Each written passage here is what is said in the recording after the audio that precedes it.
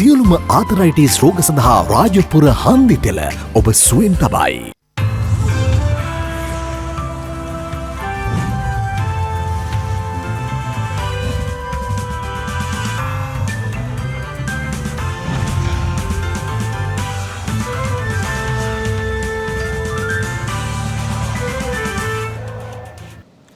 අයිබෝවන් යථාර්ථවාදීව ලෝකයේ දෙස බලන්නට සත්‍ය සිදුවීම් සම්පින්ඩනයක පුවත් දිගහැරුම ශ්‍රද්ධා රූපවාහිනී 6:30 ප්‍රධාන ප්‍රවෘත්ති විකාශය සමගින් මම කසුන් සේනානායක ප්‍රථමයෙන් අවධානය දවසේ තතුරගත් ප්‍රධාන ප්‍රවෘත්ති සිරස්තල වෙත.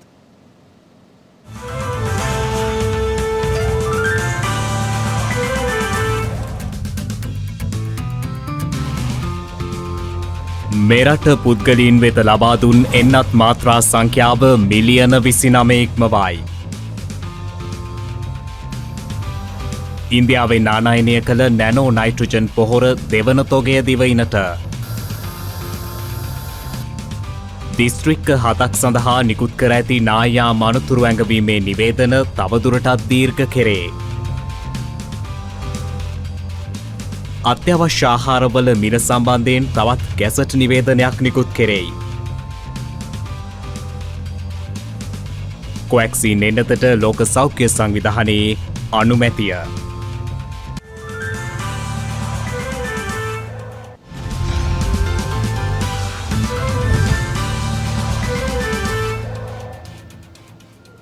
සංචරණ සීමා ඉවත් කර ඇති පසුබිමක මහජනතාවගේ හැසිරීම පිළිබඳව තමා කනගාටු වන බව යුද හමුදාපති ජෙනරාල් ශවෙන්ද්‍ර සිල්වා මහතා පවසනවා. ඒ මහතා වැඩිදුරටත් සඳහන් කළේ මෙම තත්ත්වය හමුවේ නැවත වරක් කොවිඩ් ආසාදිතයින් වැඩිවීමේ ප්‍රවණතාවයක් පවතින බවයි.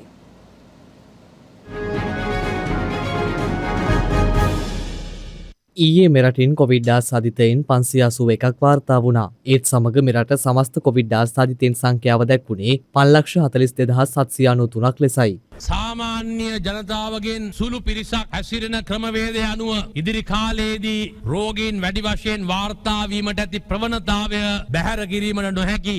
බුද්ධිමත් වූ ශ්‍රී ලාංකීය ජනතාව මේ පිළිබඳව අවබෝධය යුතුව කටයුතු කළහොත් අපිට කොවිඩ් පරාජය කිරීමට හැකියාවක් ලැබෙනවා. එමෙන්ම ඊයේ මෙරටින් කොවිඩ් ආසාදිත මරණ 21ක් සෞඛ්‍ය සේවා අධ්‍යක්ෂ ජෙනරාල්වරයා විසින් තහවුරු කළ අතර ඒත් සමග මෙරට සමස්ත කොවිඩ් ආසාදිත මරණ සංඛ්‍යාව 13791ක් දක්වා ඉහළ ගියා. 11699ක් මරණ සමීක්ෂණය කරලා තිබුණා වසංගත විද්‍යාංශ සැප්තැම්බර් මාසයේ මැද. මේ 11699 714ක්ම එන්නත් දෙකම ගත්ත අය. ප්‍රතිශතයක් විදිහට 6.01ක්. ඇයි මෙහෙම වෙන්නේ? ඒ අයට අධි අවදානම් ප්‍රශ්න තිබුණා. ඒ කියන්නේ වයසගත අය, බෝ නොවන රෝග තියෙන අය, අධික ස්ථූලතාව, පාලනය නොවූ දියවැඩියාව, ප්‍රෙෂර් එක, වකුගඩු ප්‍රශ්න සහ ඇදුම වගේ රෝගීන් එන්නත් ගත්තත් සමහර විට අමාරු වෙනා හිටියා. මේ අතර මෙරට එන්නත් කරන වැඩසටහන යටතේ පළමු සහ දෙවන මාත්‍රා සමස්තයක් ලෙස මිලියන 29ක් ලබා දී අවසන් බව වසංගත රෝග විද්‍යාංශයේ ප්‍රධාන වසංගත රෝග වෛද්‍ය විශේෂඥ වෛද්‍ය සමිත ගිනිකේ මහතා ප්‍රකාශ කර තිබෙනවා. එමෙන් මේ මහතා සඳහන් කළේ පළමු එන්නත් මාත්‍රාව ලබාගෙන කුපමණ කල්ගත වුවත් දෙවන මාත්‍රාව ලබාගෙන නොමැති පුද්ගලයින් හැකි ඉක්මනින් දෙවන මාත්‍රාව ලබා ගන්නා ලෙසයි. එමෙන්ම මෙරට සිදුවන කොවිඩ් එන්නත් කරන කටයුතු අදත් සිදු වුණා. මේ අතර මාධ්‍ය වෙත අදහස් දක්වමින් මෝටර රථ ප්‍රවාහන කොමසාරිස් ජෙනරාල් සුමිත් අලහකෝන් මහතා සඳහන් කළේ එම දෙපාර්තමේන්තුවෙන් සේවා ලබා ගැනීමට පැමිණීමේදී දිනයක් හෝ වේලාවක් වෙන් කරවා ගැනීමකින් තොරව එහි පැමිණීමෙන් වළකින ලෙසයි. මෝටර රථ ප්‍රවාහන දෙපාර්තමේන්තුවෙන් කාර්යාලවලින් සේවා ලබා ගන්න ඕනේ අය ප්‍රදේශයට අයිති දුරකථන කෝඩ් එකේ කියන්නේ කොළඹ නම් 011 ගම්පහ නම් 033 මාතර නම් 041 මේ විදියට තියෙන කෝඩ් එකට අමතරව 2117 116 තමයි අපේ පොදු අංකය. ඒක ඔබේ දිස්ත්‍රික්කය අනුව දිස්ත්‍රික් කෝඩ් එකත් එක්ක මේක ස්වයංක්‍රීය පද්ධතියක්. ඔබට අවශ්‍ය තොරතුරු ඇතුළත් කරලා ඔබේ සේවාව තෝරගෙන ඔබට එතකොට ලැබෙනවා දිනයක් සහ වේලාවක් ඔබට සේවය ලබා ගන්න එන්න ඕනේ. අපි දෙන වේලාවක් නෙමෙයි ඔබට කැමති වෙලාවක් වෙන් කරගන්න පුළුවන් ක්‍රමවේදයකුත් මේ සමගම තියෙනවා. ඒ සඳහා ඔබ යන්න ඕනේ එක්කෝ මෝටර රථ ප්‍රවාහන දෙපාර්තමේන්තුවේ වෙබ් අඩවියට. එහෙම නැත්නම් ඍජුවම dmtappointments.dmt.gov.lk කියන වෙබ් ලිපිනය දුන්නම ඔබට ගෙලින්ම මේ පද්ධතියට යන්න පුළුවන්. මේ අතර කොවිඩ් හේතුවෙන් తాවකාලිකව නවතා තිබූ දුම්රිය ධාවනය නැවත යථා තත්ත්වයට පත් කිරීමත් සමග ඉදිරි සතිය තුළ දුම්රිය ගමන් වාර ප්‍රමාණය වැඩි කිරීමට කටයුතු කරන බව දුම්රිය සාමාන්‍ය අධිකාරීවරයා සඳහන් කළා. ඉදිරි සතිය වන විට පෙර තිබූ දුම්රිය ගමන් වර්ග බොහොමයක් නැවත ආරම්භ කරලා සේවය පෙරතිබුණු මට්ටමට ගෙනු අපි කටයුතු කරනවා. ඉදිරියේදී අපි දුම්රිය ප්‍රමාණය වැඩි කිරීමට කටයුතු යොදා තිබෙනවා. මේ අතර මේ වන විට වෛරසය ආසාදිතව රෝහල්වල ප්‍රතිකාර ලබන සමස්ත පුද්ගලයන් සංඛ්‍යාව 14768ක් වන අතර වෛරසය ආසාදිතව සිට සුවය ලැබූ සමස්ත පුද්ගලයන් සංඛ්‍යාව දැක්වෙන්නේ 5,14,234ක් ලෙසයි. ඉන්දියාවේ නිෂ්පාදිත කොවැක්සීන් කොවිඩ් මර්ධනයෙන් අතට ලෝක සෞඛ්‍ය සංවිධානය විසින් හදිසි භාවිතය සඳහා අනුමැතිය ලබා දී තිබෙනවා.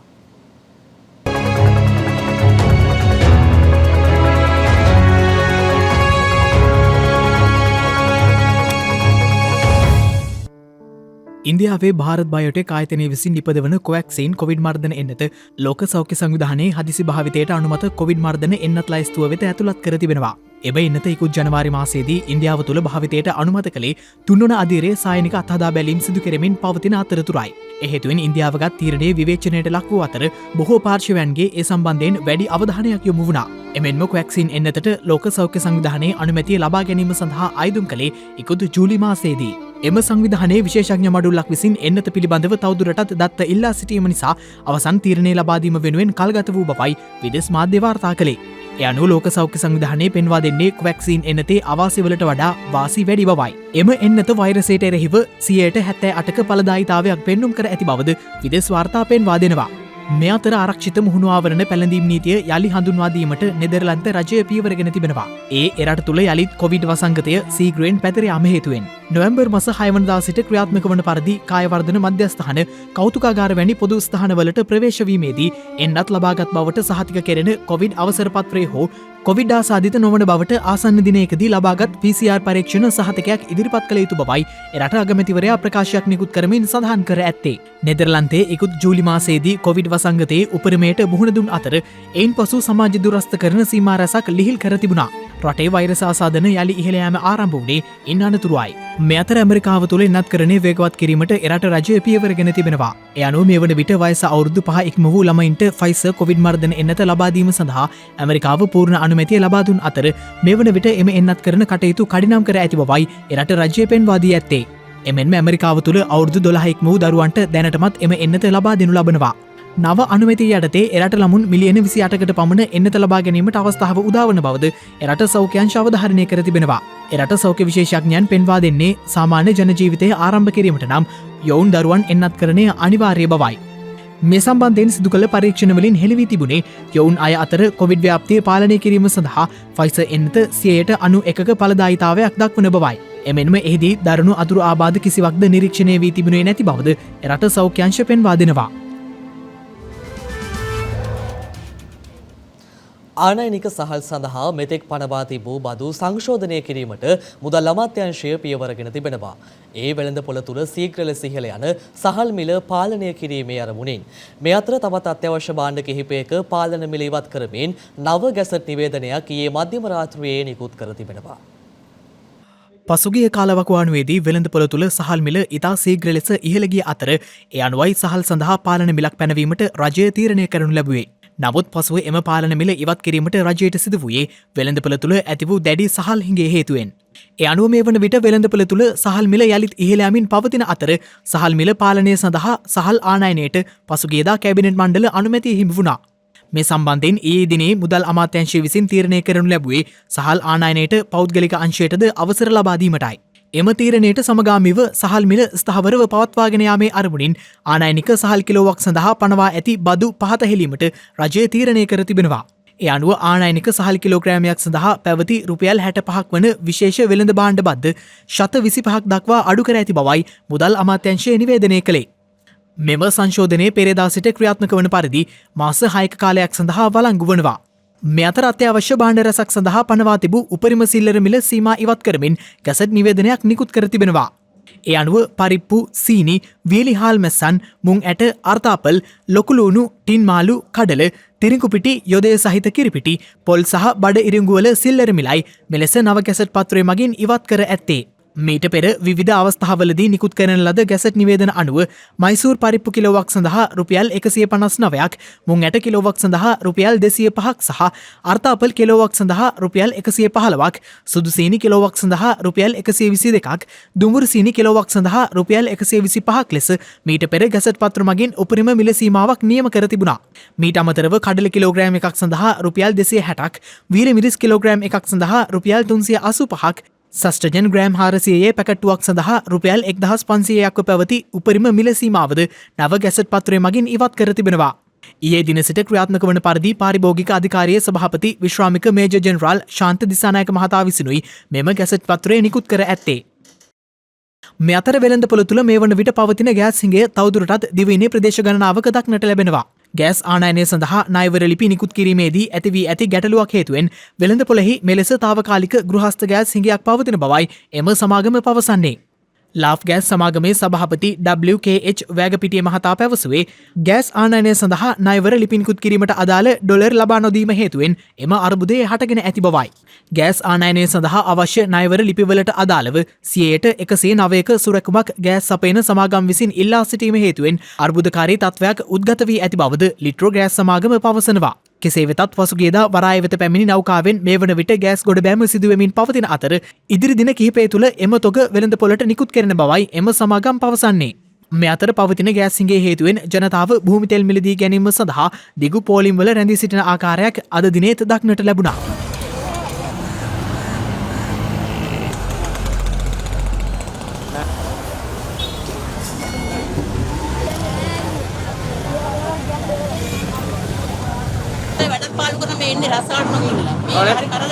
අන්ත දුක අඩු ගන්න ලාම්කල් ටිකවත් නැහැ. පෝලිං වල ඉවරයක් නැහැ.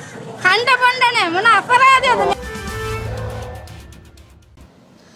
ඉන්දියාවේ සිට මෙරටට ආනයනය කරන ලද දෙවන නැනෝ නයිට්‍රජන් දියර පොහොර තොගය අදාළවම රැගෙන එනු ලැබුවා. අදාළ පොහොර තොගය ලබන සතියේ සිට බෙදා හැරීමට කටයුතු කරන බවයි පොහොර ලේකම් කාර්යාලය සඳහන් කළේ.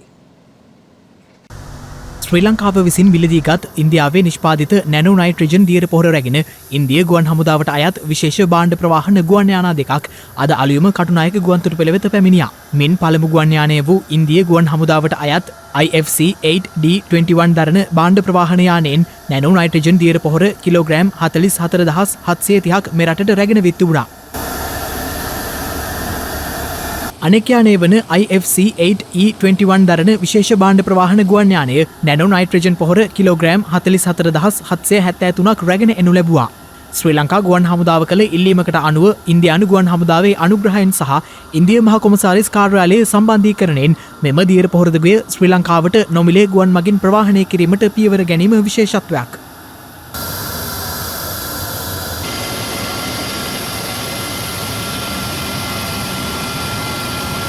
මීට පෙර පසුගිය මස 20 වැනිදා නැනෝ නයිට්‍රජන් දියර පොහොර ලීටර ලක්ෂයක් මෙරටට රැගෙන එනු ලැබුවා.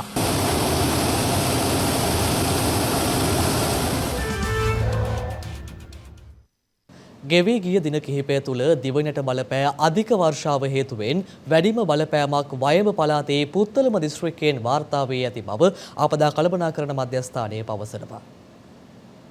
ඒ අනුව නිවේදනයක් නිකුත් කරමින් ආපදා කළමනාකරණ මධ්‍යස්ථානය සඳහන් කළේ වයඹ පළාතේ පුත්තලම දිස්ත්‍රික්කයේ පවුල් 603කට අයත් පුද්ගලයන් 2516 දෙනෙකු ගම් වතුර හේතුවෙන් අවතන්ව ඇති බවයි. එමෙන්ම පැවති අයහපත් කාලගුණ තත්ත්වයේ හේතුවෙන් ඌව පළාතේ බදුල්ල දිස්ත්‍රික්කයේ පවුල් 483කට අයත් පුද්ගලයන් 1934 දෙනෙකුද පීඩාවට පත්ව ඇති බව එම නිවේදනයේ සඳහන්. මේ අතර ඇදහැළුණු අධික වැසි සහ ගිගුරුම් සහිත වැසි හේතුවෙන් උතුරු පළාතේ පවුල් 96කට අයත් පුද්ගලයන් 366 දෙනෙකු පීඩාවට පත්ව ඇති බවද ආපදා කළමනාකරණ ඒකකය සඳහන් කළා. මේ අතර මධ්‍යම කඳුකරේ බටහිර බැවුම් ප්‍රදේශවලට ඇදහැලෙන ධාරානිපාත වර්ෂාවත් සමග ඉහළ කොත්මලේ ජලාශයට ප්‍රධාන වශයෙන් ජලය සැපේන ඇල්ජින් ඔය ඊයේ පස්වරුවේ පිටාර ගැලීමෙන් එම ඇල දෙපස පිහිටි නිවාස 25ක් ජලයෙන් යට වී තිබෙනවා. ඒ හේතුවෙන් එම නිවෙස්වල පදිංචි සමාජිකයන් 70ක් පමණ අවතැන්ව සිටින බවයි අප වාර්තාකරු සඳහන් කළේ. එමෙන්ම ඇල්ජින් ඔය පිටාර ගැලීමෙන් ඔය අවට එළවලු වගාවන් සියල්ල ජලයෙන් යට වී විනාශයට පත්ව තිබෙනවා. මේ අතර ඊයේ ඇදහැළුණු අධික වර්ෂාපතනයත් සමග පස්සර ඇල්ල මාර්ගයේ 12 කණුව ප්‍රදේශයේ නමුණුකුල ආසන්නයේදී මාර්ගයේ වෙත ස්ථාන දෙකකින් පස් කඳු කඩා වැටී ඇති බව අප වාර්තාකරු සඳහන් කළා. ඒ හේතුවෙන් පස්සර ඇල්ල මාර්ගයේ ගමනාගමනය සම්පූර්ණයෙන්ම ඇනහිට ඇති අතර මෙවනතෙක් පස් කඳු ඉවත් කිරීමට හැකියාවක් ලැබී නොමැති බවයි වාර්තා වන්නේ. එමෙන්ම එම මාර්ගයේ තවත් ස්ථාන කිහිපයකදී සුළු නායෑම් සිදුව ඇති බව අප වාර්තාකරු සඳහන් කළා. මේ අතර පස්කන්දක් කඩා වැටීම හේතුවෙන් පස්සර වැල්ගොල්ල විහාරස්ථානයේ ගොඩනැගිලි කිහිපයකට හානි සිදු වී තිබෙනවා.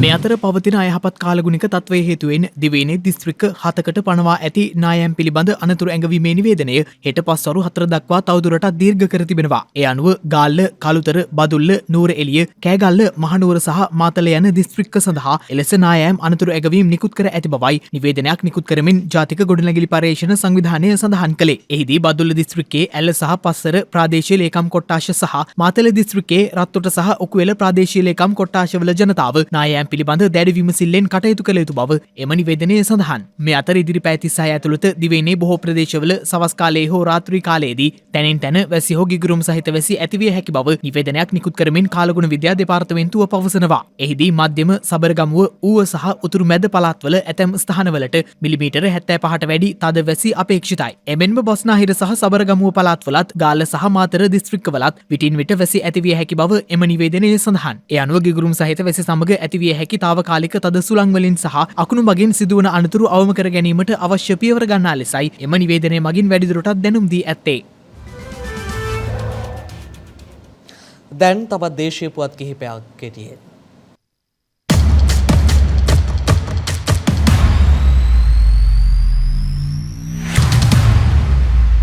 ජාවත්ත ප්‍රදේශයේ පිහිටි ලංකා සලුසල අලෙවි ප්‍රදර්ශනාගාර ශාඛාව ප්‍රතිසංස්කරණය කර විවෘත කිරීම අද සිදු කෙරුණා. ඒ දේශීය ඇඟලුම් නිෂ්පාදන රාජ්‍ය අමාත්‍ය දයාසිරි ජයසේකර මහතාගේ ප්‍රධානත්වයෙන් සම්ප්‍රදානුකූලව ආගමික චාරිත්‍රවලට මුල් තැන දෙමින් මෙහි විවෘත කිරීමේ කටයුතු සිදු වුණා.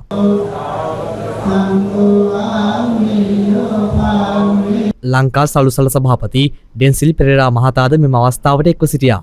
විවෘත කිරීමේ උත්සවයෙන් අනතුරුව මහා සංඝරත්නය වෙනුවෙන් දහවල සංඝගත දක්ෂිනාවක්ද සිදු කෙරුණා.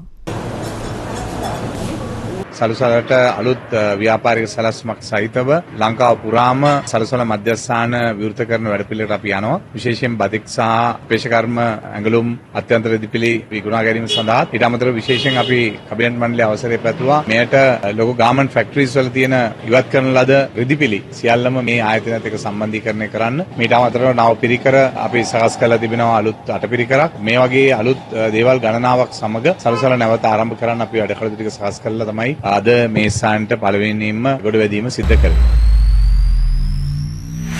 අනුරාධපුර දිස්ත්‍රික්කයේ අලිමිනිස් ගැටුමට කඩිනමින් විසඳුමක් ලබා දීම සඳහා අවශ්‍ය කරුණු සොයා බැලීමට එස්.එම්. චන්ද්‍රසේන අමාත්‍යවරයා සහ රාජ්‍ය අමාත්‍ය විමලවීර දිසානායක මහතා එම ප්‍රදේශවල ශේෂ්ත්‍ර චාරිකාවක නිරත වුණා. එහිදී අලිමිනිස් ගැටුම් බහුලව සිදුවන ස්ථානවල වන අඩවි කාර්යාල විවෘත කිරීමේ සංකල්පය අනුව එහි පළමු අදියර වශයෙන් තමුත්තේගම කහටගස්තිගිලිය මැදවච්චිය ආදී ප්‍රදේශවල වන අඩවි කාර්යාල විවෘත කිරීමද සිදු වුණා. එහිදී රාජ්‍ය අමාත්‍ය විමලවීර දිසානායක මහතා සඳහන් කළේ වනාලි ප්‍රහාරයෙන් එක් අයෙකු මිය ගියහොත් ලක්ෂ 10ක වන්දි මුදලක් ලබා දීමට කැබිනට් අනුමැතිය හිමි වී ඇති බවයි.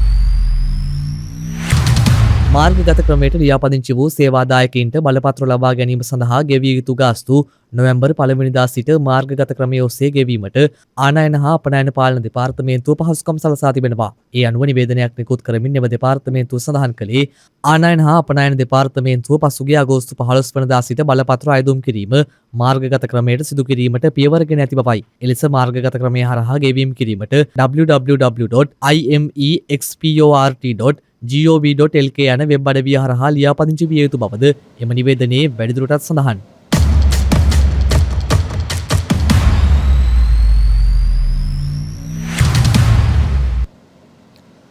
රටක් ලෝකයක් පිරිසිදු කරන පිරිසක් අමතක නොකළ කතාවක් නේ.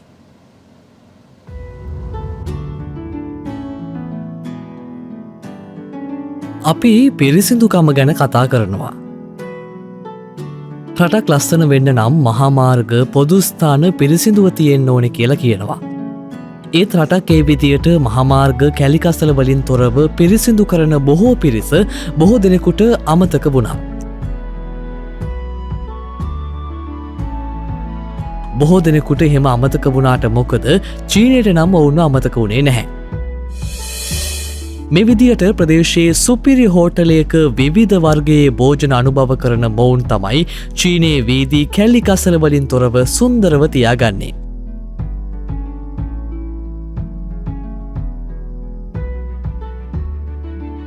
තමන්ගේ වැඩ රාජකාරී අතරතුරම ඔවුන්ට මේ සංග්‍රහය ලැබීම විශේෂිතයි. චීනයේ එක්තරා ප්‍රාන්තයක තමයි මේ කාර්ය ක්‍රියාත්මක වෙන්නේ. චීනයේ සමාජ සත්කාරංශයක් තමයි මේ අත්දැකීම මේ පිරිසට ලබා දෙන්නේ. ඔවුන් රජය සමග එක්ව මෙය දියත් කිරීමත් තවත් විශේෂයි. 60,000කට අධික පිරිසකට මේ අත්දැකීම ලබා දෙන්න ඔවුන් අමතක කරන්නේ නැහැ.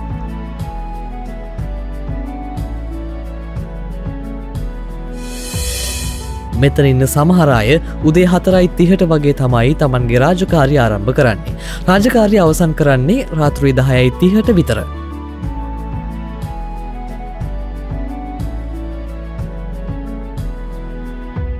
ඉතින් එවගේ පිරිසක් සුකෝපභෝගී හෝටලයක වාඩි වෙලා මේ විදියට තමන්ගේ ආහාර ගන්නවා.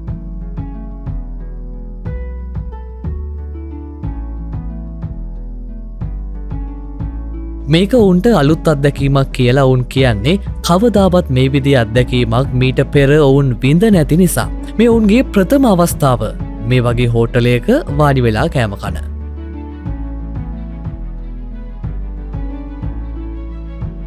දැන්නම් ඔවුන්ට මේ අවස්ථාව සතිපතා ලැබෙනවා. ප්‍රදේශයේ තියෙන හෝටල් 1000ක විතර ඔවුන්ට මේ අවස්ථාව ලැබෙනවා. ඉතින් ඔවුන් මේ තුලින් ලොකු සතුටක් ලබනවා වගේම ඔවුන්ගේ රාජකාරිය කරගෙන යන්නත් මේ වටිනාකම් ඔවුන්ට ලබා දෙන්නේ ලොකු පිටුවහලක්.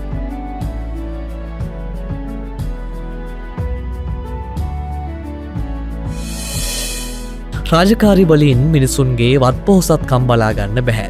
හැබැයි රටට ලෝකෙට වැඩදායී සේවයන් කරන බොහෝ පිරිසක් අපිට අමතක වෙලා ඇති. ඒ නිසා ඔවුන් කරන්නේ රාජකාරියක් වගේම සත්කාරයක්.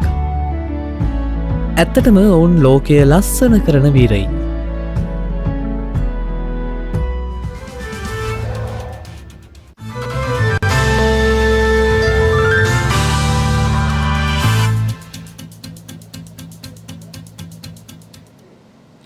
දැන් අවධානය විදේශ පුවත් වෙත. ඇෆ්ගනිස්තානය තුළ විදේශ මුදල් භාවිතය තහනම් කිරීමට තලිබාන් සංවිධානය තීරණය කර තිබෙනවා. තලේබාන් පාලනය ඇෆ්ගනිස්තානය තුළ විදේශ මුදල් භාවිතය සම්පූර්ණයෙන්ම තහනම් කර තිබෙනවා. එරට වෙළඳපොළ ආශ්‍රිතව ඇමරිකානු ඩොලරය බහුලව භාවිත වන අතර මින් ඉදිරියට ඇෆ්ගනිස්තානයේ මුදල් ඒකකයේ ලෙස ඇෆ්ගානි භාවිත කළ යුතු බවයි තලේබාන් සංවිධානය ප්‍රකාශ කර ඇත්තේ. විදේශ වාර්තා සඳහන් කළේ ඔවුන්ගේ ආර්ථිකය ශක්තිමත් කර ගැනීමේ අරමුණින් මෙම තීරණය ගෙන ඇති බවට තලේබාන් රජය ප්‍රකාශයට පත් කර ඇති බවයි. ඒ අනුව විදේශ මුදල් භාවිත කරමින් තවදුරටත් වෙළඳාම් කරන පුද්ගලයන්ට නීතිමය පියවර ගන්නා බවද තලේබාන් සංවිධානය අවධාරණය කර තිබෙනවා. කෙසේ වෙතත් මේ වන විට තලේබාන් පාලනයේ ආර්ථිකය කඩා වැටී ඇති බවටයි වාර්තා පලවන්නේ. මේ අතර ඔස්ට්‍රේලියාවේ දුර බැහැර ප්‍රදේශයකදී අතුරුදන් වූ අවුරුදු 4ක් වයස ඇති දැරියක් නිරුපද්‍රිතව සොයාගෙන තිබෙනවා. ඒ ඇය අතුරුදන් වී දින 18කට පසුවයි. ක්ලියෝ ස්මිත් නැමැති එම දැරිය පවුලේ සමාජිකයන් සමග බටහිර ඔස්ට්‍රේලියා ප්‍රාන්තයේ පිහිටි කානවොන් නගරයේ කඳවුරු භූමියකට ගොස් ඇති අතර එහි කූඩාරම් බැඳ සිටියේදී දැරිය අතුරුදන් වී තිබුණේ පසුගිය ඔක්තෝබර් මාස 16 වන දිනයි. ඒ සමග දැරිය සොයා දැවැන්ත සෝදිසි මෙහෙයුමක් ආරම්භ කළ බවද විදේශ මාධ්‍ය සඳහන් කළා. අදාළ සෝදිසි මෙහෙයුමට දායක වූ පොලිස් නිලධාරීන් සහ හදිසි සේවා බටයන් සංඛ්‍යාව 100කට අධික වන අතර ගොඩබිම් මෙහෙයුමට අමතරව ඇය සොයා ගුවන් සහ සාගර මෙහෙයුමක්ද ආරම්භ කර තිබුණා. දැවැන්ත සෝදිසි කිරීමකින් පසු ක්ලියෝ ස්මිත් සොයාගෙන තිබුණේ කානවොන් නගරයේම පිහිටි අගුළු දමා තිබූ නිවසක් තුළ සිටියේදී. සිදුවීම සම්බන්ධයෙන් සැකපිට 36 හැවිරිදි පුද්ගලයෙකු අත්අඩංගුවට ගෙන ඇති අතර ඔහුගෙන් ප්‍රශ්න කරන බවයි ඔස්ට්‍රේලියා පොලිසිය සඳහන් කර ඇත්තේ.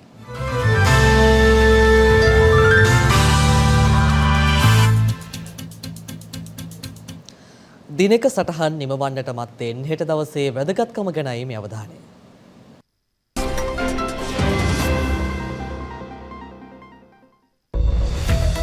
හෙට නොවැම්බර් 5 වැනිදා ශ්‍රී ලංකාවේ සර්වෝදය ශ්‍රමදාන ව්‍යාපාරයේ නිර්මාතෘවරයා වන AT ආර්යරත්න මහතා උපත ලබා ඇත්තේ 1931 වසරේ නොවැම්බර් මාස 5 වන දිනයි. 1969 දී ප්‍රජා නායකත්වයේ සඳහා වූ රාමොන් මැග්සේසේ සම්මානය, 1996 දී ඉන්දියානු රජයෙන් ගාන්ධි සාමත්‍යාගය, 1992 දී නිවානෝ සාමත්‍යාගය, කිං බීඩොයින් සම්මානය ඇතුළු සම්මාන කිහිපයකින්ම සාමය සහ ගම් සංවර්ධනය සඳහා ඔහු කළ සේවය වෙනුවෙන් පිදුම් ලබා තිබෙනවා. සුනාමි ආපදාවකදී ජනතාවගේ සුරක්ෂිතතාව තහවුරු කිරීම පිළිබඳව ජනතාව දැනුවත් කිරීම වෙනුවෙන් නම් කරන ලද ලෝක සුනාමි ආපදා පිළිබඳ දැනුවත් කිරීමේ ජාත්‍යන්තර දිනය නොවැම්බර් මාස 5 වන දිනට එනම් හෙට දිනට යෙදී තිබෙනවා.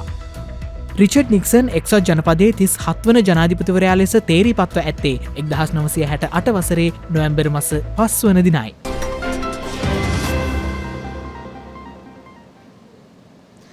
එත් සමගින් ශ්‍රද්ධා රූපවාහිනී ප්‍රධාන ප්‍රවෘත්ති විකාශය නිමාවට පත් වෙනවා. හමුවෙමු හෙටත් සවස 6:30ට. තෙරුවන් සරණයි. නමෝ බුද්ධාය. මෙවැනි වැදගත් පුවත් නැරඹීම සඳහා ශ්‍රද්ධා TV News YouTube චැනලය සබස්ක්‍රයිබ් කර සීනුව සලකුණ වන්න.